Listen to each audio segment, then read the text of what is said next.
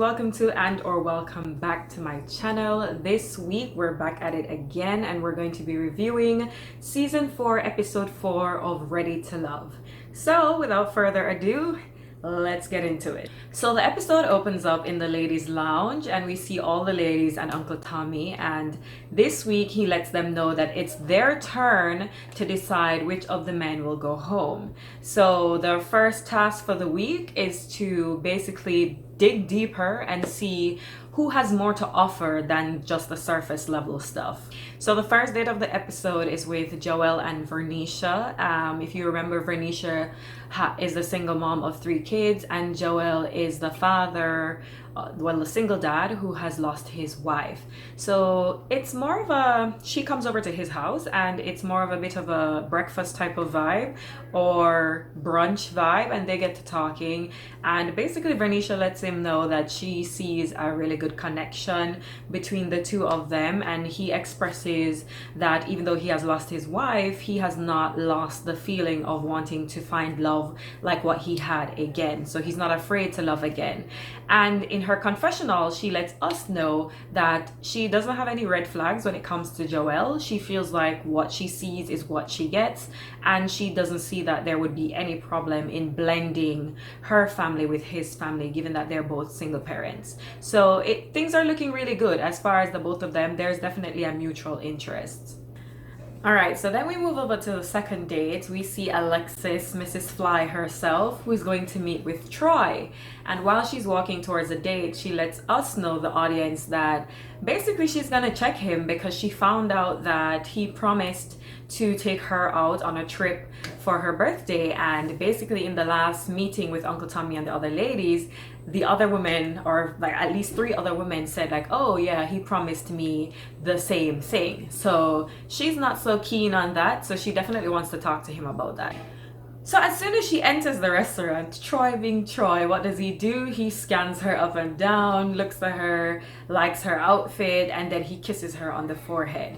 Right? And then in his confessional, which we switch to quickly, he lets us know like he loves seeing like what she's about. He couldn't keep his eyes off of her. So basically he really liked the dress she had on. She had on like a bodycon blue dress and he was really feeling it. And then he goes about telling her that she gives him butterflies.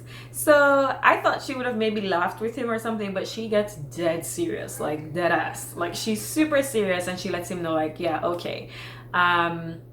She found out about some of the things he was telling other ladies, and he basically starts like laughing it off, and she was just like, I don't know why you're laughing, because I don't find it funny. Like when I tell you she was so serious, she came here to deal with him today. So she basically gets into it and she says she's glad that they met up today because for the last couple of days or whatever, he's been trying to call her and she has not been answering, and basically she wants to let him know what is the reason behind that. So she mentions the trip and she lets him know that she understands that they're all there to date multiple people, but basically she would like for him to be careful about the way that he's going about it.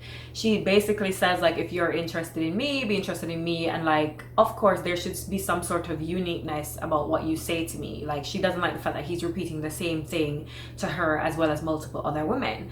And then she goes ahead and gives him another example. She says, for example, like you with this whole kissing situation, she says, as soon as I enter, like you kissed me on the forehead. Dude flat out was like, today? And she was like, yeah, today. Like as soon as I came in, you kissed me. He was like, really? I kissed you?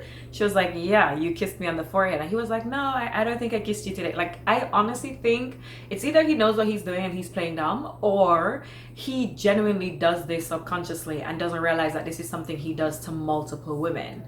Then he goes all out and says, that's just not me. So flat out denial. But then the camera cuts to his confessional and he's telling us, the audience, that that's something that obviously the ladies love because they didn't flinch whenever he kisses, you know, their cheek or their forehead. In fact, they seem to really enjoy it. Guys, he really thinks he's doing something out here. Like he really does. So anyway, Alexis basically asked him flat out after that, so go ahead and just tell me like who is really your number one. Not that play around thing that you do, but actually tell me who your number one is. So we don't get an answer right away, and the camera cuts to Amber, who is getting ready or walking towards her date with Chris. So they're having more like a boxing date, and Chris tells us that he thinks Amber is like so cute, and she tells us in her confessional that she definitely feels a spark between them and that she finds him to be a very genuine person. And then of course, as they got to after they finished doing their little boxing situation, which I found very cute, they sat down and got to talking, and Amber opens up and lets Chris know that she's actually adopted, and of recent years she has been reunited with her biological sister. And basically she says like, I'm the only one that has my shit together, in not so many words, but that's basically what she says. And he, I guess, kind of, you know, she gives something, he gives something. He tells her that he has a bit of a similar situation because his father has 11 children by 9 different women, and when he turned 30, that was the first time that he was meeting some of them at a family reunion. So they have a level ground. And then I guess she gets comfortable. She also opens up to him that she's not just a lawyer, but she's also a DA, and she takes time to tell that information because oftentimes men get a little bit intimidated. He comforts her and lets her know that that's not going to be an issue. He's just there to, you know, be there for her, be compassionate, and basically support her. So he's not really concerned with what her profession is. I think their vibe is so cute. They definitely seem to have a genuine interest in each other, and if things continue on the same path, I see no reason why they shouldn't work. Of course, after they finish talking, the date ends with a nice big hug, which was nice and tight, so you can see that they're comfortable around each other. And I mean, let's see where that goes. And then we cut to Stacy, who has a date with David, and it's a Pilates date. And I'm not gonna lie, as soon as he entered, the first thing she said was like, you're late. And I don't know, it kind of gave like a funny vibe.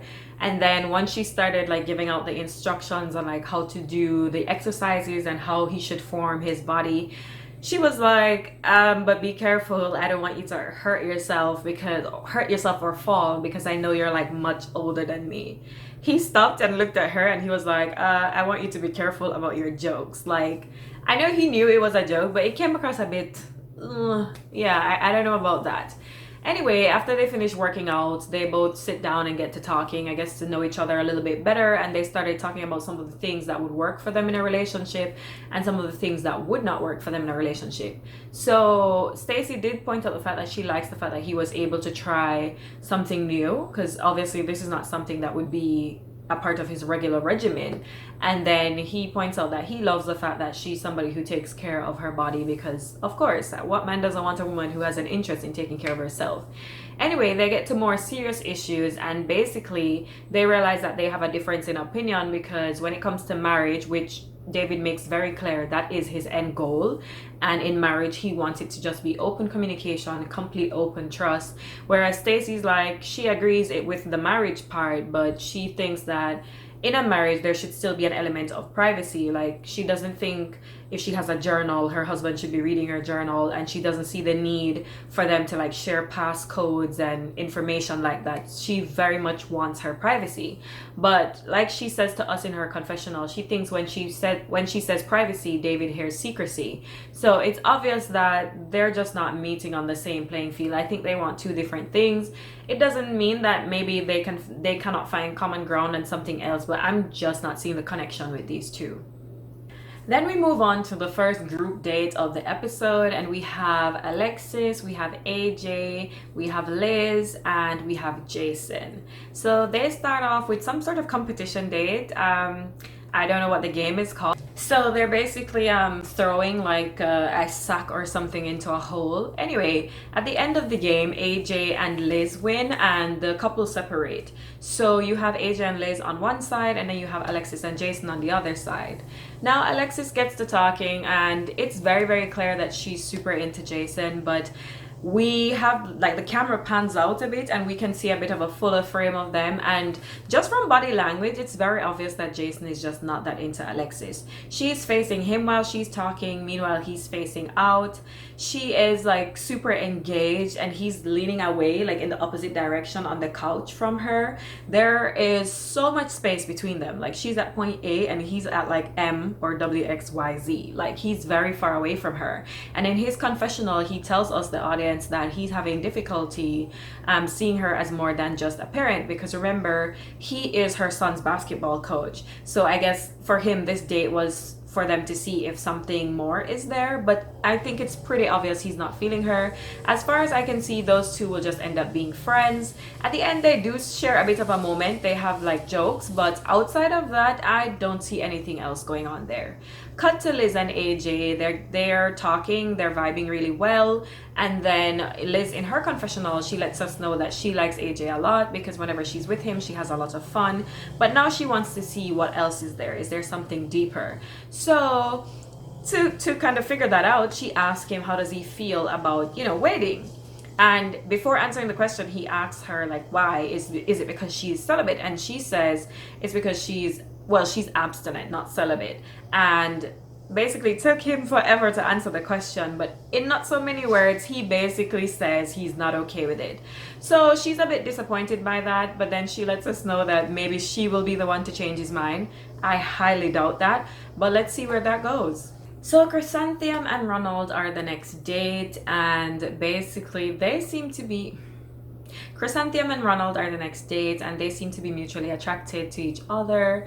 She tells us in her confessional that she definitely finds him attractive. She has for a while, and they get to talking, and she opens up about, wanting a life partner and the fact that she has wanted a life partner for a little while now because she is getting older and she wants to settle down. So she asks him, when did he know that he wanted to do that as well? And in the middle of answering the question, it basically caused him to open up that he was in jail at the age of 18. She just responded by saying, and then she didn't really seem to have much of a response to it. It wasn't negative, it wasn't I guess overly positive, but she continued the conversation. It flowed really well. So I would say she has a great poker face. She doesn't seem to mind because she did not flinch. I was a little bit concerned about that when he said it, but anyway, they seem to mutually like each other, and he lets her know that she has been his number one from day one and day two, and right now she is his number one. She found that to be quite sweet, and she says like he's definitely up there in her top. So they seem to have a good thing going. Cut to Liz and David, who have their first date, and I just love these two. They're closer in age. They seem to both have the spiritual foundation, like they're on the same playing field, and for that reason I think they would make a really good couple, or at least one of the couples that would make it to the end of the show. And they really do get deep because David says that he finds Liz to be a safe place, and because of that he's able to open up so much when talking to her. I mean, we found out that he was married, but the marriage lasted only a year because the person left him, so obviously he wants someone who will stick around this time. As well as we found out that in relation to his faith, he had a period where when he was younger where he stepped away from it and had to find his way back. So all of these things, they had a really good deep conversation. Of course, Liz shared some of her feelings as well, and like I said, I think these two will go very far if nothing goes wrong along the way. So at the next scene, we see the ladies meet up again with Uncle Tommy to deliberate basically who they like or who they don't like for the week, because of course at the end of the episode somebody needs to go home. One of the guys needs to go home. So Vernicia opens up about feeling Joelle, and she was all smiley, literally cheesing from ear to ear. Liz talks about her connection with David, so we know she likes him a lot. Amber spoke about her connection with Chris, so we know they're definitely vibing. And Chrysanthemum was also smiling and being all shy about Ronald. So those are the guys who are definitely in the top for this week. But then things take a turn, and Stacy brings up her date with David, and she says she's not feeling him, while she recognizes that he's a good guy. She didn't like not having any privacy should she be in a relationship with him. Troy's name came up a lot. Alexis was not feeling Troy. Liz was not feeling Troy. Vernicia was not feeling Troy. So basically he was in the dead bottom, as he should be. Stacey was nominated to talk to Troy and Amber was nominated to talk to David. So of course David was able to explain himself quite nicely and eloquently if you ask me. Meanwhile, Troy was playing the ass, acting like he did not know what they were talking about. He really does not see anything with what he's doing, and ultimately he got voted off as Stacey told him he is not ready to love, and finally we are rid of him. He tells us, the audience, in his confessional that he will not make the same mistake twice. He's the type of person that once he finds out what he's doing wrong, he won't do it again. I somehow do not believe that, but we'll see. So of course on next week we see a little bit of we see little clips at the end of the episode, and we're seeing that it's gonna be like a masquerade ball. We find out that Stacey and Chrysanthemum are actually really close. I guess Chris asked them why are they called Frick and Frack, and he definitely was not feeling the whole them being together all the time thing. We also saw a clip of Chrysanthemum talking to Ronald, saying that she found out that somebody else might be his number one and she doesn't do number two. So he needs to figure it out, like today, because she's not about to be number two. And of course we see that the guys will be doing the eliminating. Yeah, so that was Ready to Love this week, season 4, episode 4.